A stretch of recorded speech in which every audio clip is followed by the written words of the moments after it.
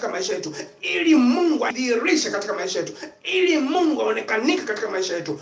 Kila jambo lolote lile ambalo unatazamia kulifanya litafanikiwa pale tu ambapo utalifanya katika Kristo Yesu, utalifanya katika uungu, utalifanya katika Mungu, utalifanya katika utakatifu, utalifanya katika kweli. Ndipo hizo baraka tunazozitegemea Mungu aweze kutubariki, hawezi kutubariki sisi ikiwa mioyo yetu imekunjamana, ikiwa mioyo yetu haijajiandaa. Ndio maana Biblia inasema maandalio ya moyo ni ya mwanadamu, bali jawabu la ulimi latoka kwa Bwana. Yaani unapaswa ili Mungu anaporuhusu jambo au baraka zije kwako, zipate sehemu ya kutia, zipate sehemu ya kupenyea.